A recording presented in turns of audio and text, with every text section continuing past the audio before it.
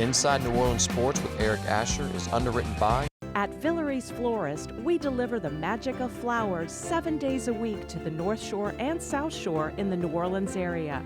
Whether it's for birthday parties, baby celebrations, Villeries provides colorful floral displays for all. With a store full of fresh-cut flowers, exotic tropical flowers, orchids, roses, and even fruit baskets, our goal is to make your vision a reality. Villeries Florist, proudly serving Louisiana since 1969. Dave Miette Insurance Agency, 504-556-0809 or davemietteINSagency.com. For over 48 years, Southern Tires and Auto Repair has provided services across the New Orleans metro area. Southern Tires offers a range of tires for all vehicles and ATVs. We also have a full suite of auto repair options, including brake repair, rim repair, custom exhaust, steering and suspension, and so much more. Southern Tires and Auto Repair, 2550 Hickory Avenue in Metairie.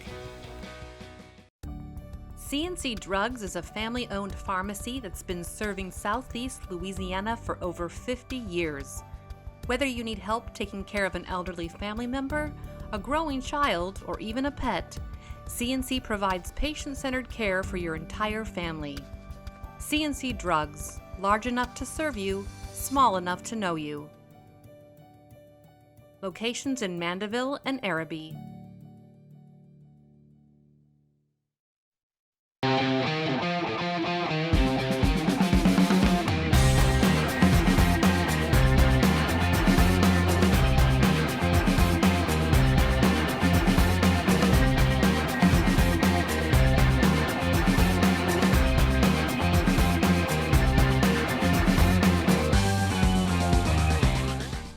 Good evening and welcome to another edition of Inside New Orleans Sports. I'm your host Eric Asher. Over the next hour, we will cover all the home teams. But we got a lot to talk about because sports is ever changing on a day-to-day basis. The Saints, the Pelicans, LSU, Tulane, Southland Conference, high school. Breaking it down for us tonight, Garland Gillen of Fox 8 Sports rejoins us on the program after a long hiatus. I want to say right around the time the pandemic was getting ready to hit is the last time we had Garland on. They had a lot of great shows over at Fox 8. He'll be able to tell you about those as well. Garland, welcome back to the show. Always good to have you. And we were talking about it before the show, and again, I'm trying to find, since we don't have the two guests now because of the social distancing, guys that can talk everything. Reporters, whether guys or gals can report, they can talk everything. And of course, a lot of the TV guys can do that. Guys in radio can do that. And of course, you guys do a great job over at Fox 8. Tell us about all the great programming you got coming up, and they got the Saints right around the corner. Yeah, even though there's no preseason games this year, right? Right, no preseason games on Fox 8, which is unfortunate because we had all four games are going to be on Fox 8. But the Saints are going to let media come out on Monday. Mm-hmm. 10 media members are going to be at every practice. Sean Fazan, our Saints beat reporter, and Edwin Good, who's our ace sports photographer, will be out there on Monday for the first practice. So we'll finally get to see the black and gold. I know they sent out some still pictures this week to kind of get you a little taste. I know everybody went nuts because Tommy Stevens is wearing a different number and all that kind of stuff.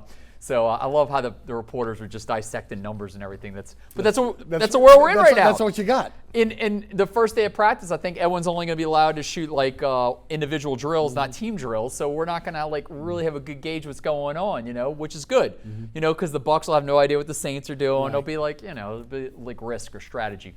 But so the Saints next week, our show Deuce McAllister's Black and Gold Breakdown starts on Monday night at 10:35. It comes back we don't do it in the off season, but we're going to break down the first practice because Deuce will be at the first practice. Sean will be at the first practice. They're going to break it all down. Overtime is Tuesday nights at 10:35. They've got the four guys in our sports department: Sean Fazan, Wonk, Kincaid, Chris Hagan, and I. We're going to break down the Saints practice. Probably a lot more Pelicans. Right. LSU football starting to heat up again, and then we got Saints game plan on Thursday night, and then final play is on Sunday night, 10:30. Right. We wrap up the entire week, so we're doing well right now. Fox 8 Football Friday is going to start September 4th. Right. We don't have any high school football on the field until October 8th, so we're going to focus more on recruiting and preview stories, but we'll get you ready for the season. But it's about to heat up. High school sports. You think they will go in October? They're looking good right now. I'll give credit to Eddie Bonine. He has stayed on message the entire summer. that we want to play in the fall. He's never even talked about the spring. I know a lot of other states moved to the spring. He stayed on message. Once we announced that we were going to stay in phase 2, well, we had to move the season back.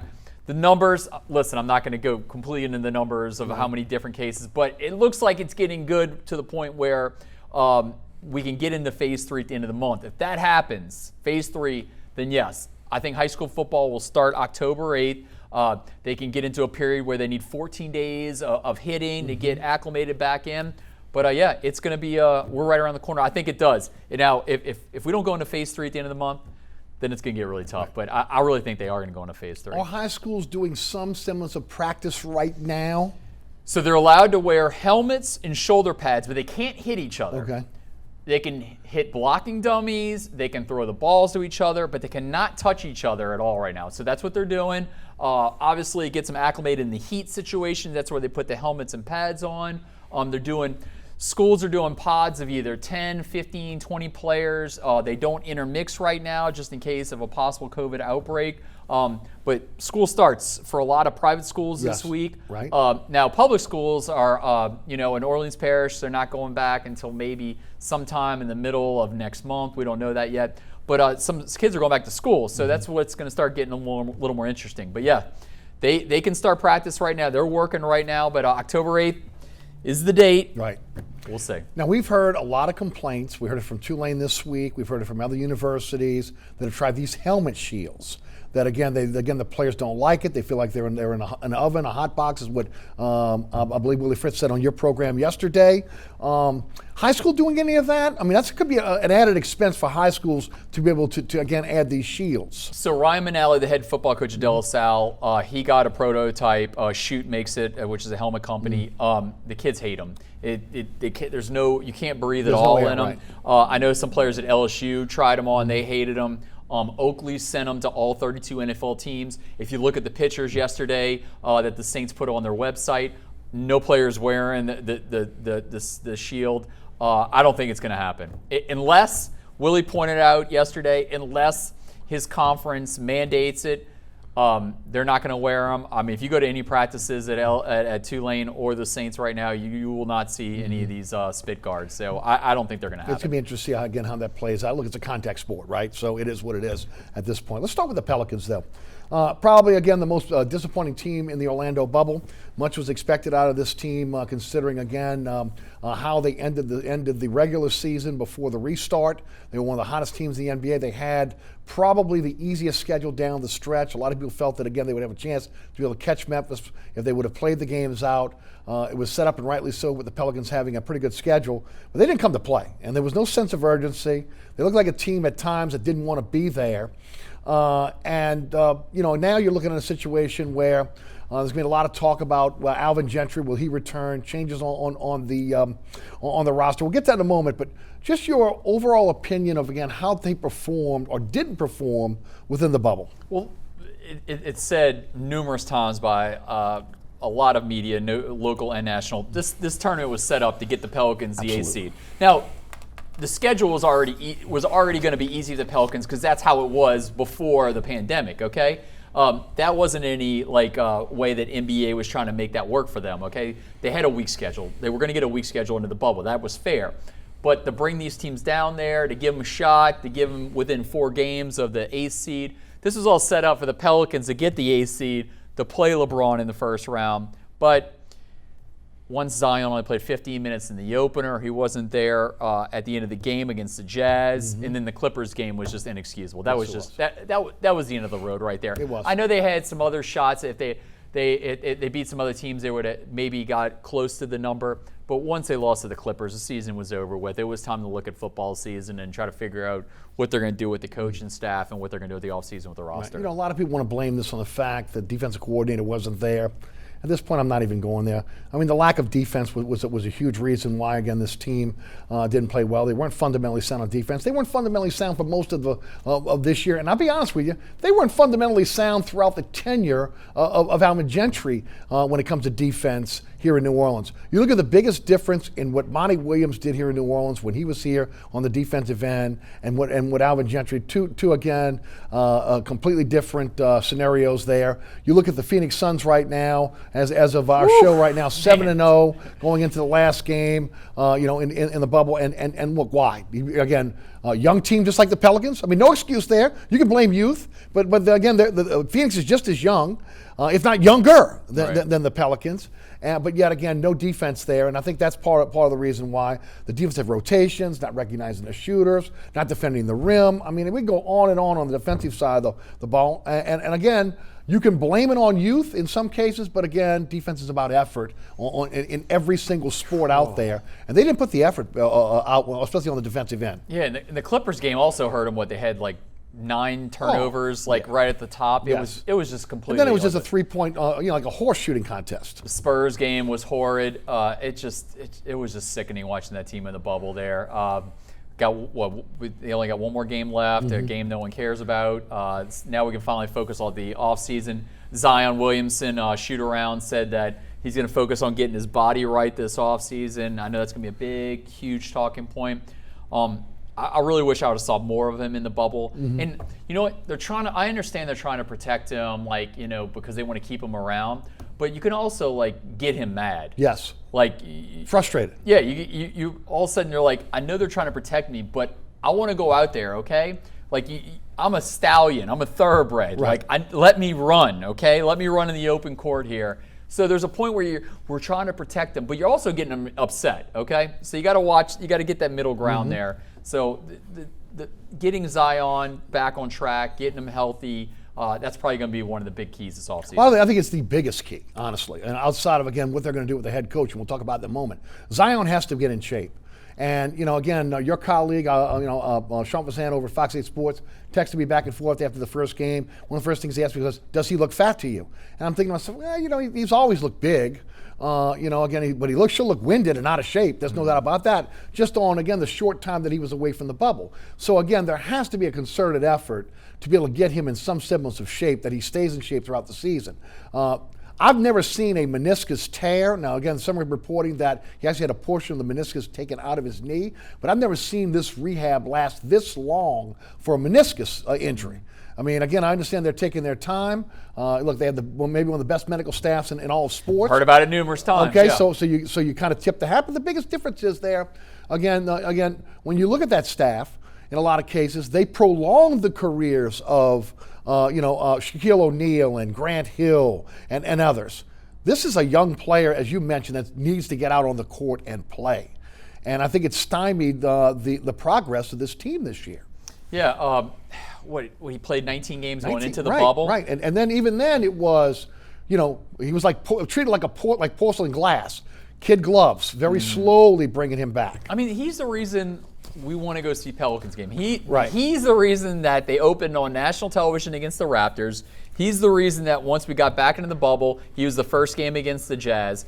We want to see Zion, okay? And they just did not deliver on Zion, giving us the minutes that we want to see. He stayed here the entire pandemic, okay? He was working out on Airline Drive. And if he was there that whole time working out, and that's what we got when we got back into the bubble, then he definitely needs a lot more work. And he'll get it this offseason. He might as well just stay in the New Orleans area and keep working with the medical staff, which I've heard is the greatest in the NBA, and we'll see what they do going forward. Right. Well, and look, there are some other issues. Turnovers has continued to be the Achilles heel for this team, and it starts with the point guard, with again, Lonzo Ball, who, again, struggled early when they were going on that streak. He was playing with some of his best basketball, and then you go into the bubble, and, again, he absolutely bombed in the bubble. The question is, can you turn the reins of this team over to such a young player? Look, he's going to grow. I don't think you give up on Lonzo Ball, but at the same time, it may be something where they have to get a true veteran point guard in here to again, maybe mentor him and be the guy, the fallback guy there, in case, again, he's not able to be able to handle leading this team as a point. And remember, in the preseason, they were pumping up Drew Holiday as an MVP candidate. What happened to that campaign? Great defensive player, but again, not a guy that can handle the pressure of the entire team on his shoulders. Yeah. He's not that guy. He is a Robin, much like Anthony Davis was a Robin. We need to find out if Zion is going to be Superman or not, right? And they need a closer, too. Is he going to be the Batman there, okay? Yeah. And no doubt about it. But look, there's going to have to be some changes made. And the first change that obviously that everybody's looking at is Alvin Gentry. He's been with this club now 5 years. He has a losing record. He's won one playoff series. Again, he's gotten lucky a few times because of, again, his relationship with again, ownership and the front office, where, again, he's kind of maybe gotten the tip of the cap to be able to continue when most, really, again, think about this, most NBA teams would have jettisoned him. This is not the NFL where you give a coach time to develop a team. In the NBA, you got 3 years. If you don't get it done in 3 years, you're done. So again, now we're 2 years past that.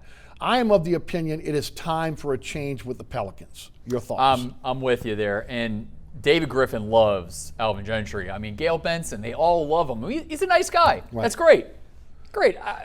But we don't need nice guys. We need winners, Yes. okay? And after it comes to a point, like, no one was sad to see Dell Demps go because he just pretended like the media was just a part of his problem there. He didn't want to deal with him at all, never talked to him, avoided him. So when he left, it was no big deal. They just pushed him out the door. But they love Gentry over on Airline Drive. But I think the time has come. I think the numbers are 8 or 9 or 10 if they're going to have to get the entire coaching staff and Alvin Gentry out the door. I think it's time. I think it's time to move on. What are we waiting for? We've seen this team. They had the talent and they couldn't deliver. They got back into the bubble and just pooped it all away. I can't find a better word there, but at least I kept it clean there. Right. Well, I mean, look. You can't put on Bizdelic. You can't put on anybody else as the assistants in that coach. The buck stops with Alvin Gentry. You know, I mean, you could say, well, Bizdelic wasn't there, and that's why they didn't play good defense. I'm not buying into that. They didn't play good defense most of the year when Bizdelic was on the sidelines. Mm-hmm. So again, the question is, this is a different scenario this year. You have a very, very small window now to be able to make your changes because, again, you're starting this back up in December with the new season. So, again, it's not like you can sit there and react, you can't, we're not react quickly. And, again, maybe some teams that you're looking to be able to pull a coach off their staff to possibly be your head coach will be playing, during this time. So, again, it may be a little different there, but I think from the fan base standpoint, from the growth of this team, this young team, you got to figure out what type of system you want, and you have to go with the new head coach. And Eric, I don't know if fans will be allowed back in the Smoothie King Center, but I know they're trying to sell season tickets. Yes. How are you going to sell them? I guess you could just throw Zion out there and go, Zion. That's what they're doing. But you need to, as a season ticket holder, you need hope. Oh, great, you're giving me Alvin Gentry again? If I'm a season ticket holder, I want to see something different. I think, now I know the name, I'm not being totally original here, but I've been riding with him the whole time because I've done a ton of research on him. I love Kenny Atkinson. He did something with nothing with the Brooklyn Nets. Absolutely. And if you go back and just Google his name, the New York media were just pining for him to get the Knicks job. They've all covered him. They knew who he was. Right. They knew what he was about, and they wanted him to get the Knicks job. They gave it to Tom Thibodeau. And now Kenny Atkinson's still out there. Obviously, a ton of connections with the Pelicans. Right. Trajan Langen's right there. So, David Griffin definitely knows what Kenny Atkinson's about. I think he's the guy, okay? Because I think Tyronn Lue's out there, but he might get another big gig. I don't know if Jason Kidd would work in New Orleans. I think Kenny Atkinson took a team of underachievers with the Nets, got him to the playoffs. Next year, yes, he did get fired, but he's the one with the biggest squirrel in NBA history in Kyrie Irving. I mean, I couldn't imagine being a coach having to deal with Kyrie Irving. I mean, he's on another atmosphere right now. He's almost an alien. So I think that Kenny Atkinson's the guy. I think they should, once they get back from the bubble, do exit interviews, and by next week, let Alvin Gentry go. I would agree. I think you have to. I think, again, in order to get the fans re-energized about the season, I think you have to. And I think, again, look, it's gotten to the point where things just run its course. And Alvin Gentry has run his course here in New Orleans. It just is what it is. And for an organization that demands excellence out of the New Orleans Saints of the football side, you have to demand that same type of excellence for the basketball side. And, I know they were patient with Sean Payton, and he went 3 years with 7-9. But remember, they made front office changes there that really catapulted this team with Jeff Ireland, Terry Fontenot. That changed really the direction of this team with the drafts. They've made the front office change now with David Griffin. They've just hung on to maybe Alvin Gentry a little bit too long. I'm interested to see how they go there. The other thing is, again, what do they need going forward determining who's going to stay and who's going to go on the court. I've said for a long, long time they need a CP3 or a Rondo type to be a veteran that is playing on the court, not a guy that's sitting on the sidelines that, again, can be that alpha male on this team. They have not had that since Rondo left, and they need that desperately. Also, again, the question is, what's going to happen with free agency? Derek Favors is an unrestricted free agent. Etuan Moore is a free unrestricted. So is Okafor. Partially guaranteed contract. Darius Miller, he will be let go. Then you get into, again, the restricted free agents. They have right of first refusal with the restricted free agents there, and that is Brandon Ingram, who will probably get around $21 million a year. Frank Jackson, he'll get a minimum contract, I think, if they want to keep him around. And Kendrick Williams, every team needs a Kendrick Williams out there, and he's not going to make a lot of money. The question is, what do they need? I still think they need a center. Okay, that can play next to Zion Williamson, and more than anything else, a leader. What are the things you think that they need, and then who would you bring back? Who would you let go? Well, first off, I like bringing Ingram back. Okay, I think he needs to work on being a closer, though. Brandon Ingram is probably your guy in the clutch right now, and he did not deliver that back in the bubble. But I think you get Brandon Ingram, if he wants close to max contract, I say give it to him. And how you get that money is you let go of Favors, you let go of Etuan Moore, Darius Miller gone. So you can get those three guys off your books right there. Frank Jackson, you made a great point. I think they should bring him back. Kendrick Williams, they call him Kenny Hustle. You need guys like that. Also, I'm intrigued to see, you definitely is going to be back, and I think he's going to kind of move up if he can just more focus on passing. I like Nickeil Alexander-Walker. Me too. He needs to shoot a little less. Right. He needs to get on the court. Right. That was another thing. I mean, they need playing time. Yeah, Frank Jackson, when he's out there though, man, he had some big games. Yes. I know in the scrimmages he lit it up, like it was Game 7. But I like him. Obviously, Lonzo Ball needs some work this offseason. But what was really refreshing with Lonzo Ball is that when he was in LA, it was a disaster off the court with his dad and his family and their Facebook Live show. He came to New Orleans, man. He just put his head down and went to work. Now he took the blame this week. He said he had to play better, and he does. Yeah, and I'm sure the Pelicans like that. He took ownership of how poor he did in the bubble. But this summer, I think he's going to get back to work. I think that's good for the Pelicans. So this trade that they made for AD, obviously the Lakers came out good in this. They got the 1 seed right now. But I think the Pelicans came out fantastic in this trade. Brandon Ingram, they were worried about his blood clots, and now looking at him getting a max deal. Okay, Lonzo, you got a starter in him. So they got some guys that I'm impressed with. Jackson Hayes needs to put on some weight. I'm not going to give up on Jackson Hayes. I don't think he's going to be your starting center there. So, but Favors, I think this is the end of the line for him. Yeah, I do too. Again, making too much money. A guy that's 29, but he ran like he was 39. Yeah. Okay, I missed a lot of time this year. And they need just a rim protector, a guy that can score around the basket when necessary, and a guy that can move the basketball. And set some picks. That's what they need out of their center. And as I mentioned, an alpha, some type of an alpha guy on that roster. Doesn't necessarily have to be the point guard, but it'd be nice to get a veteran point guard on this team to be able to help lead. And then the next question is, what do you do with Drew Holiday? Drew Holiday, again, you'd like to say you want to keep Drew Holiday on this team, but Drew Holiday will fetch a lot on the open market for them. Yeah, he's got, 1 year left, and then he's an option year. Option year after. You definitely bring him back to start the season. Then you wait. Now, I don't know how the trade deadline's going to go because they're supposed to tip off December 1st. Yes. But I would definitely bring him to camp, okay? See how it goes. There's no use to give up on him. See how it flows. Get another year with Zion, Lonzo. We talked about alphas. JJ Redick has another year in his contract. He will definitely want him. I definitely want him back. But he's another guy that with a trade piece, could get you a lot. He could. Again, depending on again what team is looking for a scorer like that. Right. I think he's very valuable. So do I. In the Pelicans locker room because we talked about Drew being an MVP candidate last year and it just didn't happen this past season.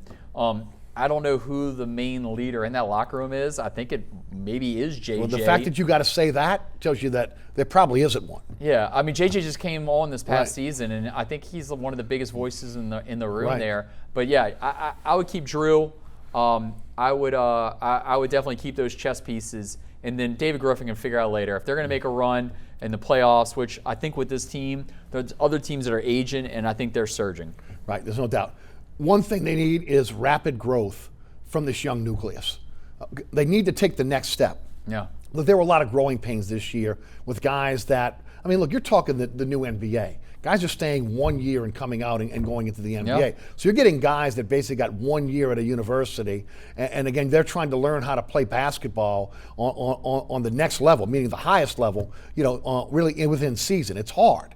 And now you got to turn around very, very quickly now, where again you got to get, you got a little small hiatus here, and then you're right back at it. Yeah. Because I mean, look, the NFL Draft Lottery is on August the 20th. The Pelicans will be involved in that now because they didn't make the playoffs. And then the draft is October the 16th. That'll all be done virtually, and before you know it, they'll be back in training camp. Yeah, I like this young nucleus. Okay, at least there's hope with this roster. Okay, it's not an aging old team there that has too many pieces that are probably at the end of their deals.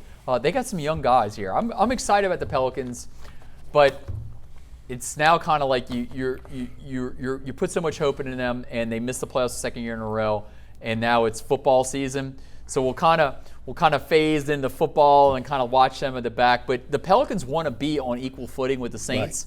Right. If you talk to a lot of people who work for the team, they don't like that they're second best on Airline Drive, but that's just the way it is. Got to win. Got to win. When they beat the Blazers, right? They swept them. Yep. Everybody was all in. No doubt. Got to win. I mean, you got a cornerstone. You got a piece in Zion that not is just going to fill that arena, but he's going to fill arenas around the NBA. Okay, so I mean, and the Pelicans have been lucky. I mean, think about that. I mean, you had CP3, you had Anthony Davis, and now you have another generational talent in Zion. That just doesn't happen in small markets like New Orleans. That draft lottery, man. You go back to that day, in Fulton Alley, and they're all going nuts, and it's like 1,000 degrees out there. The videos, I mean, that feels like 50 years ago. Especially now with social distancing. Are you kidding me? I mean, yeah. You know what? I'm going to go on a small off-change for 1 second. Sure, please. I don't know. I love watching like concerts and everything on TV and just watch how everybody's so close together. Yes. I don't know if it's just like this weird fantasy that I have that I can't wait to like just jam up against somebody. Right, just to be in a parade together, right? I'll go on YouTube and watch live concerts for like 30 minutes and just get excited just watching everybody tightly jammed and everybody like in mosh pits.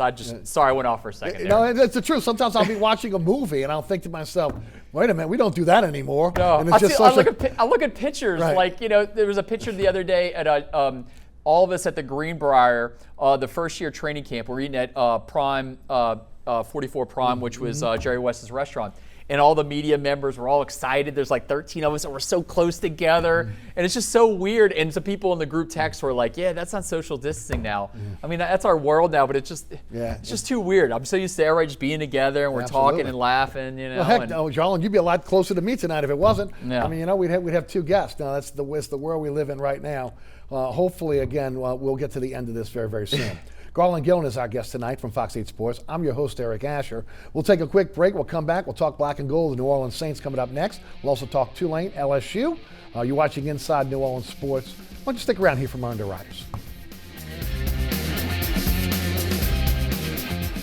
Burkhart's Air Conditioning, Heating, and Refrigeration has been family-owned and operated since 1989. Burkhart has energy-efficient solutions and offers brands such as Mitsubishi ductless AC units and Amana, the only manufacturer with a lifetime unit replacement warranty. Burkhart's offers maintenance bundle packages that include servicing your AC, generator, and tankless water heater. For more information on the services Burkhart's provides, visit acpromise.com. Burkhart's Air Conditioning, Heating, and Refrigeration, providing comfort for life.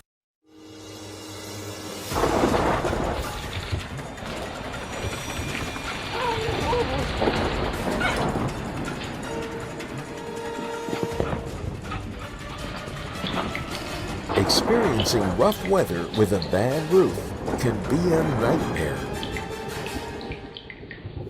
It doesn't have to be. Suburban Roofing, because when it comes to roofing, There is a difference.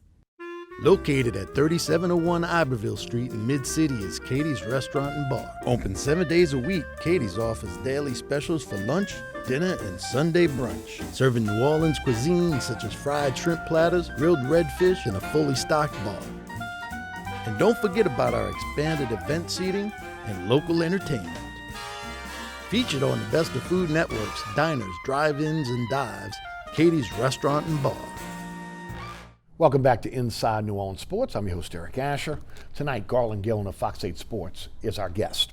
Let's talk some Saints. First of all, we got the news this week, which was kind of expected, right? And it's really kind of sad that the schedule maker, who didn't really realize where we were, would schedule Tampa Bay in the Dome first to open up the season. There'll be no fans in the stands for the September 13th opener with Tampa Bay in the Dome. Possibly no fans for the second home game, which will be on the 27th of September against Green Bay. That is still up in the air. There are definitely no fans there. My director, William Hill, came up with something really great last week. And if I was on the radio this week, I probably would have brought it up, but I'll bring it up to you. The possibility of, I still think that in the NFL should be playing outdoors this season, okay? And, retractable roofs on domes.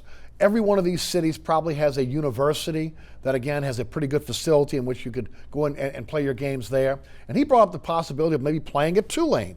Look, if you're only going to have 20,000 fans, spreading them out at Tulane may be a little bit easier for you. But again, you could go back to your roots and play at Tulane University and maybe abandon the Dome for a season. Now, again, I know the Saints are not doing that. But I surely think that should be something that should be looked at, not just in New Orleans, but across the league, playing outdoors this year. Well, I mean, Jerry Jones is pretty adamant that he's going to have a ton of fans in the stands. I mean, though he has 100,000 seat stadium. Right. I will say this: if you've been to Williamson Stadium, the sidelines are really tight, so that would probably be a problem for them. I don't know why. I don't know if you said this on your radio show this week. I don't know why they pulled the trigger so early. We have until the end of the month to figure out we're going to go in phase 3. Okay, we're going to know by the middle of late August. We're going to know. They said they needed 10 days to prepare if they're going to have fans in the stands, and they just abandoned it. So I don't know. Well, they had a meeting with the governor, had a meeting with the mayor, and obviously again the Saints brass on Wednesday. And you know the way the governor and the mayor were leaning. The governor, they were leaning toward again not having fans in the stands. Especially in an enclosed atmosphere with the Dome. And we'll see how this kind of plays out. Right now, obviously, the emphasis for those in government is to get kids back in school. Right. And that's the emphasis there, and then everything else is kind of secondary. It'll be interesting how that kind of plays out. Saints are in a kind of a mini bubble right now. 107 people or 70 people at the Lowe's Hotel. Yes. Some plush accommodations for them. Again, they had OTA style workouts last week. They're in shorts and helmets this week, as you mentioned. It'll be the first chance for the New Orleans media to get an eye, although it'll only be 10 on this team next week. Yeah, next Monday. Sean Fazan and Edwin Good, who work with me at Fox 8, took their first COVID test today. You have to take 2 COVID negative tests to cover the team. Now, when the media cover the team, they're going to be wearing masks. They're probably not going to get within 15 yards of the team. But I understand they're being super cautious. The Saints are paying for these COVID tests, and that's just the way it's going to be. Hey, at least we get to go out there. There's going to be 10 media members out there. Going back to the Lowe's and the mini bubble, sure. On Overtime, which is our show on Tuesday night, we have a final say at the end. My final say was, if the Saints are making a run for the playoffs, now they should be already. I know Sean Payton and Mickey Loomis and Gail Benson are very forward-thinking people to come up with this Lowe's thing. I guarantee that they're already trying to figure this out for December, January. If the Saints are going to make the playoffs, they should go back I agree. Into a bubble. Yes. This might be Drew Brees' last run at a Super Bowl. If you're gonna clinch and they got 2 weeks to the playoffs, you just put them all back in a bubble, okay? Just kiss the wife, your significant other, the kids, the dog, and say, baby, we got 1 month. We're gonna go back in the bubble. We can't. I mean, you can get it just going to a restaurant or going to the cleaners. Absolutely. You just don't know, and you got to be careful. So once they get into that clinching, only time you go is airline drive and go back, and it's just give another sacrifice for a month or so. That was my thoughts the other day, and I see Major League Baseball is now talking about doing 2 or 3 bubbles for the playoffs because they have $1 billion on the line. If the playoffs happen, the networks will give them $1 billion, and the MLB knows they've seen the problems they've had with the Marlins, the Cardinals. It could happen to anybody, so I think it would be smart by the Saints. I guarantee you, I'm not giving any breaking news. I guarantee they're probably doing Well, it. and it's smart by the players, and this is in every league. I mean, what you got to realize is, again, and you know it as well, and the audience for the most part does, when you look at the salary cap, it's the percentage of what the league makes. So again, with the NBA coming up, with the money they've lost in China, and then again with the money they've lost this year, there's a possibility their cap is going to shrink. The NFL, good possibility next year's cap will shrink. Major League Baseball, their cap is going to shrink. So again, you'll be cutting players in some cases that you would normally have on the roster. The difference is you got guaranteed contracts in basketball, guaranteed contracts in baseball. You don't have guaranteed contracts in football. So it'll be interesting to see again how that kind of plays out there. But no, I'm with you. Right now, knowing what we know, especially what's going on with the NBA situation, where again they haven't had the positive test, bubbles are the way to go. But also remember, fans and people watching this, it's not mandatory. Right. Marcus Williams was on a Zoom today with the local media. He said no one is living in his apartment except for him, so he's just going back to his apartment. So you can't force these guys in a bubble. Right.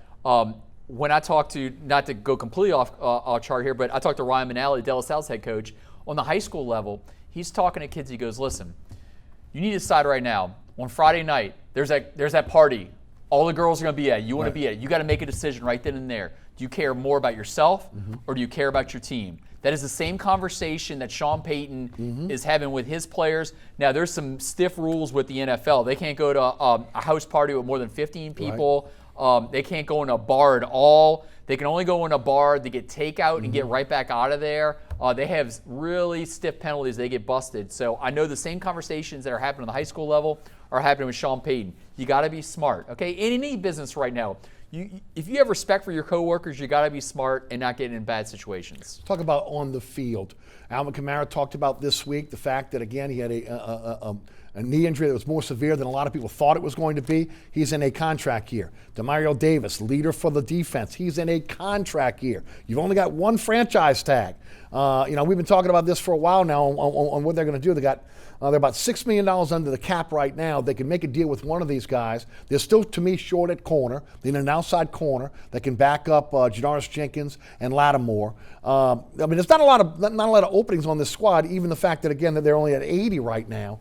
Talk a bit about this team, and first of all, let's talk about the contract. Do you anticipate any more deals being given to players that are on the roster right now, i.e. either Kamara or Davis, before the season starts? I thought Davis would get a contract this offseason. He's one of the leaders of the team. I'm a little surprised that he didn't get a new 2-year deal. Kamara also, I thought he was going to get a deal, not anywhere close to the Christian McCaffrey deal. But I will say this, Eric. I interviewed Demario Davis this offseason for a story, and he talked about the winning culture of the locker room and the team. Isn't it amazing that the Saints have all these assets are in the last year of their deals and they're not holding out during camp? Right. There's stories every single year about players holding out. Now, Michael Thomas did hold out, but he held out for a minuscule, day or so. Right. And Sean Payton and them didn't blame him. They didn't say anything wrong. He said he'll be here sooner or later. And he didn't need to be there the first week of camp anyway, but they got that deal done. Alvin Kamara is just plowed ahead, worked out this whole offseason. He's on airline drive. Demario Davis, last year of their deals. I mean, there's a lot of dudes in this league. If they're on the last year of their deal, and what happens if they get hurt in training camp right now? That's it. The Saints are going to let them go at the end of the year. I mean, NFL, obviously not for long. Right. So I think both those deals should be done. I'm a little surprised that they haven't when they've orchestrated a huge deal for Andres Pete, which I didn't know was going to really happen, but it did. But I think we still have time, but I think Davis will get done, and I think Kamara should get done. Needs for this team as they go into camp. Now look, again, this is a different scenario. Maybe one of the reasons why we haven't seen the holdouts, because they didn't have the off-season training programs like they needed to. And these guys got to get in football shape in a very, very short period of time. So maybe that's one of the thoughts behind that. But again, money talks in a lot of cases. You can do what your agent has to say. When you look at this roster right now, what are some of the, if there is a hole, whether it be backup or starter, where is it? I'd probably say at the other linebacker spot. Okay. Alex Anzalone, I know he's healthy again. Kiko Alonso, they've had season-ending injuries there. That is a concern. They just signed Nigel Brandon right before. There was an under-the-radar signing along with Benny Fowler, the last couple. And there, some people believe that those two guys can make the team. Yeah, they have a shot because Kiko, he's had 2 torn ACLs? I think 2 or 3, yeah. He's missed it. He hasn't made it to the end of the season 2 years in a row. That's a place that concerns me.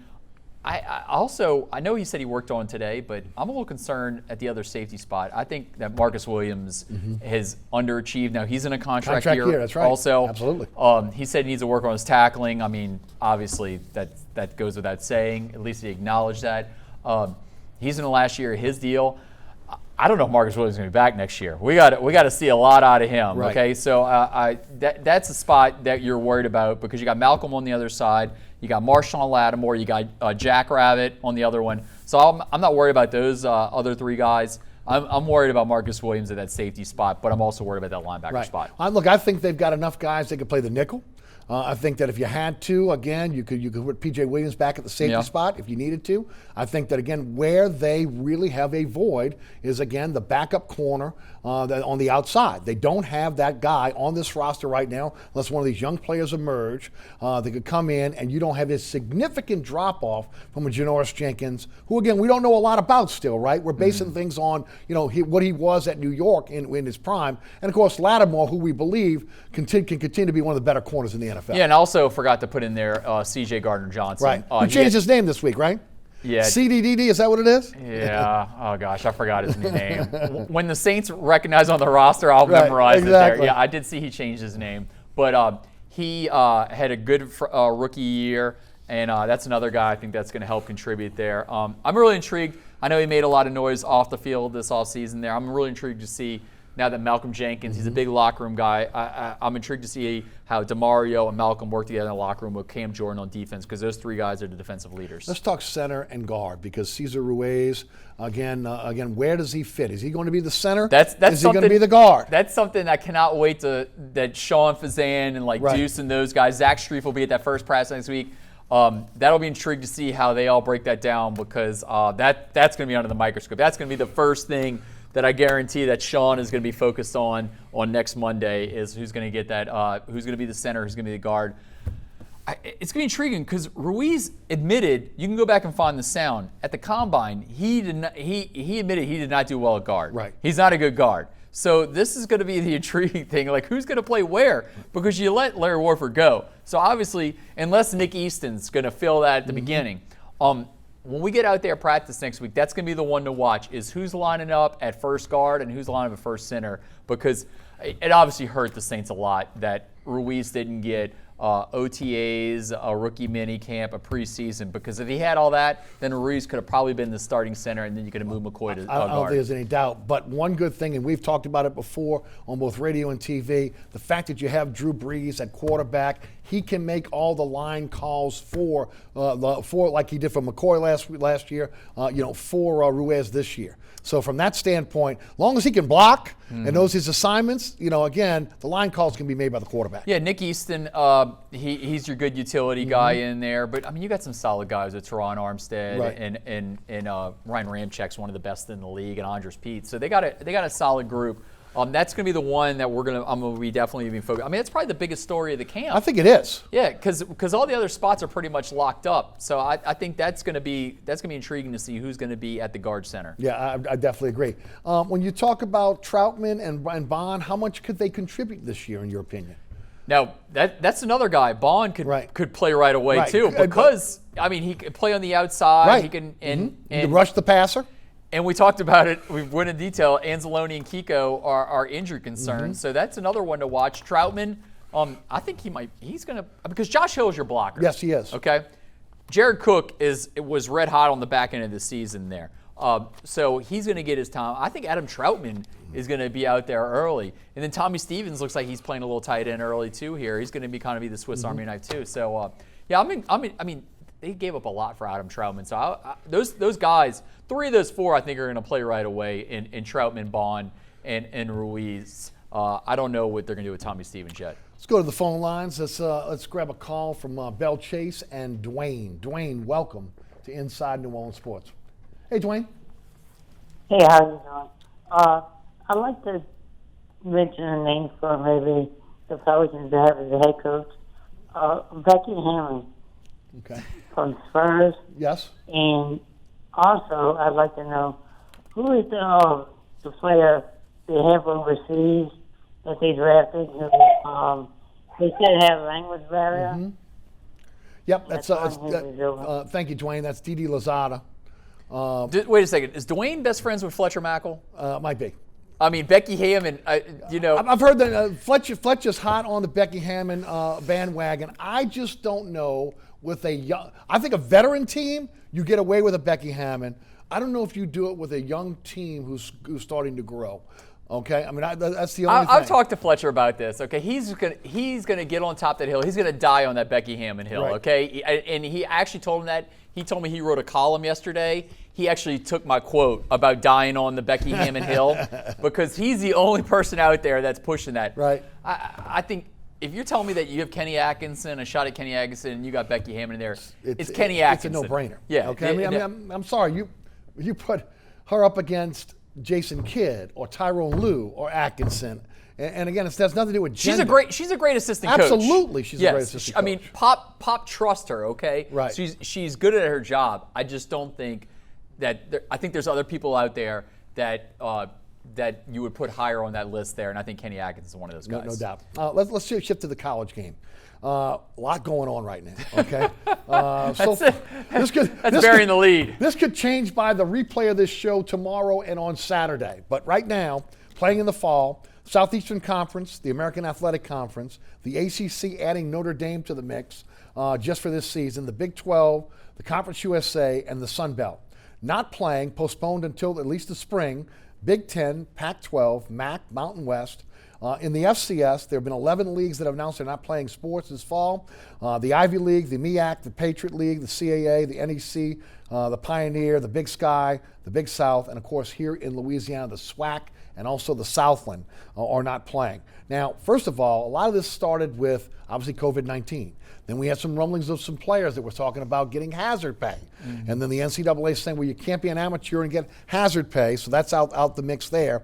And then all of a sudden we started seeing this domino effect of, again, with the Big 10, Pac-12 saying they weren't going to play until the spring. First of all, did they crown a national champion this year? I think they did. I think they should. First off, the Pac-12 is a bunch of followers, okay? Mm-hmm. Like, you knew once the Big Ten announced the Pac-12 was going to fall in line. And you know what? No one from the Pac-12, or sorry, I said Pac-10 before. Pac-12 was going to be in that contention for a national title. I'm an AP voter. Yes. We're sending out a preseason poll next week. And then after that, we're just going to focus on the teams that are playing. If your conference pulled out, I think that's on you. And there is no guarantee that are they betting on a vaccine? Like, I don't know how things are going to change in the spring. There's no guarantee they're going to play in the spring. No, and I've looked at the betting odds for them to have spring football. You can gamble on this, dude. They're heavy odds they're going to play this spring. I think the conferences gave up on the kids because the SEC. I know everybody says they're football mad and it makes them crazy sometimes. No. I think that Greg Sankey is doing it the right way. Okay, we're going to get the kids all back on campus. Right. We're going to reassess, but right now we're going to play, okay? We're going to focus on playing. I don't know why the Big Ten pulled the trigger so early. Pac-12 doesn't matter because, like I said before, they're a bunch of followers. Whatever other conferences are going to do, they're just going to follow right ahead. Larry Scott is a weak commissioner. We got Bob Bowlesby with the Big 12, a smart guy. He's staying in there. And you look where the teams that are playing. It's all in the South, okay? But I don't understand why Big Ten dropped out so fast. I know it's probably because their commissioner just started in January and he's very inexperienced. You still have time on your side. And the crazy part I saw today was that Michigan State is going to play intramural sports this fall, but their kids can't play tackle football. It's crazy. Because like flag football, it can be a contact sport. Yes, it can be. Yes, both of us have played it. So yes, we both know. To Homa and Michael. Michael, welcome to Inside New Orleans Sports. Hey, Michael. Thank you. I'd like to know, wouldn't it have been nice if LSU would have kept one conference game, one non-conference game like some of the other conferences, because they had University of Texas at San Antonio scheduled as their first game. Yes. And it would have been nice to see Miles Brennan play against WLAE-TV. Oh, there you go. That Yeah. would have been nice. Yep, no doubt about it. I'd like to know what y'all think about that. I think the concern is that the SEC is testing 2 to 3 times a week, and some of these conferences They don't have the money. They don't have the money to test. Right. And you want to know that the guys you're going against have been tested numerous times during the week. Right. You want that safety because I think in the SEC they're going to test Sunday, Tuesday, and Thursday. Right. I know Tulane is testing on Monday and Thursday. UTSA, I do not know what Conference USA, I can't tell off the top of the head, maybe they're testing once a week, maybe. You wanted a protocol in place that is across the board all around the SEC. I have no problem with the SEC going conference only. You know what? I think in the long run, the fans are going to get good out of this because, yes, we lost the Nicholls State game. Yes. We lost the UTSA game. We lost the Rice game. Those would have been dog games, though. It would have been like 55-0. But those were money games, and that's one of the reasons why they canceled them. Yeah. When you don't have the full complement of fans in the stands, again, you're in a position where you can't pay out those big money checks to the smaller schools that come in to Tiger Stadium and play. It is what it is. Now, the Texas game obviously had something we'd like to see. Yeah, that one hurt. Yes, no doubt. And they're doing testing pretty hardcore in the Big 12 also. That one hurt, but you got to go across the board because obviously a lot of the SEC schools are mad that they lost that non-conference game because Florida wanted to play Florida State, Clemson wanted to play South Carolina, Georgia played Georgia Tech. So yeah, it did hurt that some teams lost. No doubt about it. But on the flip side, they've added 2 conference games. What is it? I think Missouri and Vandy for LSU. LSU, right? Okay, and Alabama got some weak sisters as well. So the SEC protects their own. Okay, absolutely. They threw Arkansas Arkansas, Missouri. Missouri's got Alabama and LSU. Oh, wow. I mean, they want to protect their big dogs, and I understand. That was smart by SEC. And of course, look, when you mentioned for conferences like the Southland and the SWAC, that again, you talk about the testing for the Southland, they're losing all these money games. It's hard on these conferences and these member schools if you don't have the big bucks from football to be able to set up the rest of your athletic department. Yeah, the SWAC wasn't going to test, okay, and if we don't have a vaccine by the beginning of the year, I don't see where a lot of these FCS schools are going to even play in the spring. If we don't have a vaccine, they can't test. Right. And because there's going to be no fans in the stands or small groups of fans. So I don't know where they're going to get that money back to pay for the testing. A lot of these schools don't have that money. LSU doesn't have that money. They're right now setting up a big fund to cover the $30 to $50 million they're going to lose this year. We're not having fans. Or limited capacity. They have not announced if they're going to have fans in the stands yet at LSU.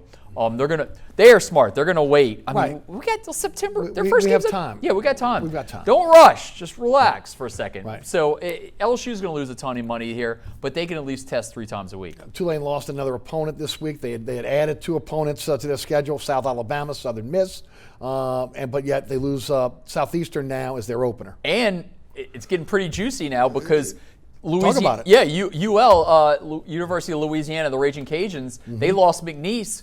So now Tulane and UL, they could be dancing partners. Louisiana Tech lost their opener. ULM lost their opener. So Tulane could get on a bus, okay? Right. You want to talk about safety? Get on a bus, get numerous buses socially distanced on them.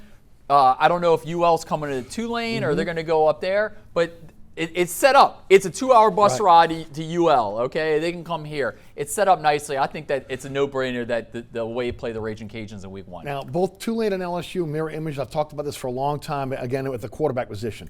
The biggest unknowns on both those teams is, again, the quarterback. Miles Brennan for LSU, Keon Howard for Tulane. Tulane was supposed to have a scrimmage today. Suppose everything we're hearing about Keon Howard, he's doing it all, again, he's leading the team, etc.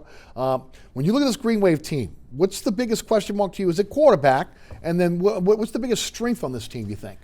Well, Keon Howard, he left Southern Miss. Obviously, he didn't. He lost his starting gig there, learned under Justin McMillan last year.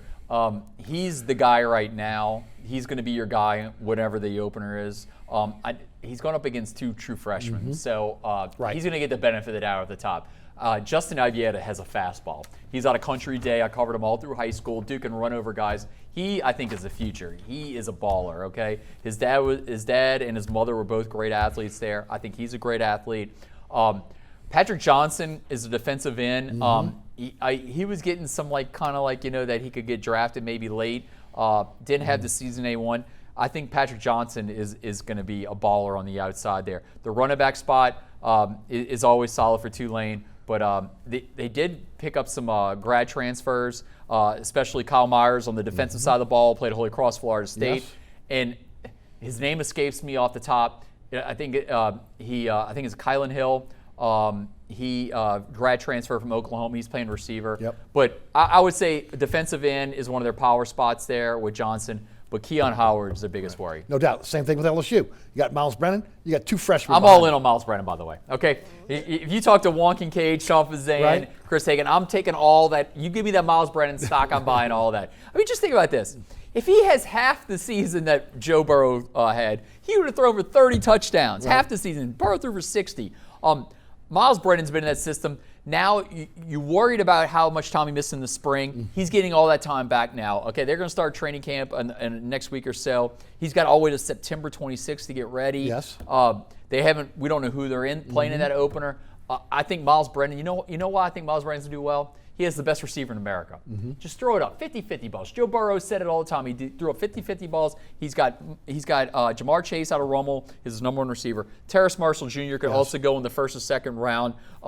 You got the receiver out of Edna Carr, Racy McMath, who's a straight baller. Kayshawn Booty, who's out of Westgate High School, which is right around New Iberia. Coy Moore out of Rummel. Right. Arique Gilbert's a tight end. Number one in the nation. Sports Illustrated Player of the Year for all sports there. They are loaded. And Liam Shanahan, the grad transfer from Harvard, looks like he's going to play center. Which was necessary, right? A lot of changes in offensive line. Now Chasen Hines can go back to right guard, so that's going to be big. Ed Ingram's at left guard. You got Austin Deculus at right tackle. Rosenthal going to be at the... Dare Rosenthal at the left tackle. Right. Chris Curry. You can find this video on Twitter. Chris Curry squatted like a bus the other day. Chris Curry was really close to transferring last year. Then he got to play in the semifinal when Clyde Edwards-Helaire was hurt. He's back. He's gonna kill it. Tywin Davis-Price and obviously John Emery out of Destrehan. So they got guys all over the field, man. I have no doubt that Miles Brennan is gonna have a great season. Got a minute left. How about the change on defense from to Bo Pelini and of course the scheme there? Coach Orgeron, you can watch a lot of the interviews. I think he feels more comfortable with Bo Pelini here as opposed to Dave Aranda. I think he likes what Bo Pelini brings. Because he's going to be an attacking guy, right? They are going to attack. They got the dogs to do it. Right. They got some guys on the outside. I'm really excited about this team. Jabril Cox, goodness. I mean, he could have been drafted first, second, third round. He's going to be your one of your main linebackers. I think this defense is going to be great. I mean, you got the best defensive back in America on the backside. And you got the number one corner in the nation coming in as a freshman, right? Yeah, you got Eli Ricks he on the other side. Cordell Flott and him are going to be fighting for it. Then Flock can move the nickel if you don't get it. They're loaded, man. I think this team is going to be possibly 9-1, 10-0. And you just quite got about less than 15 seconds. You just broke a story this week about another signing. Yeah, they got Sean Washington out of Warren Easton, 6'5", 310-pound defensive tackle. Goodness, this kid's huge. Right. Orgeron's got the number one recruiting class in the country for 2022, number 4, number 5 around there in 2021. Unbelievable. They're rolling. Great job as always, Garland. Thanks so much for joining us. That's Garland Gillen of Fox 8 Sports. Thanks so much for tuning in. Remember, there's a rebroadcast of this program each and every Friday night right here on WLAE-TV at 10 p.m. Also, Pelican Sports Television, 9 o'clock every Friday night, and now another showing, 5 o'clock every Saturday afternoon on Pelican Sports Television. You will be able to catch me on the radio on August the 24th. Next week, I will disclose where that station is, but I restart on the radio on August the 24th, so we'll be looking for you to tune in there.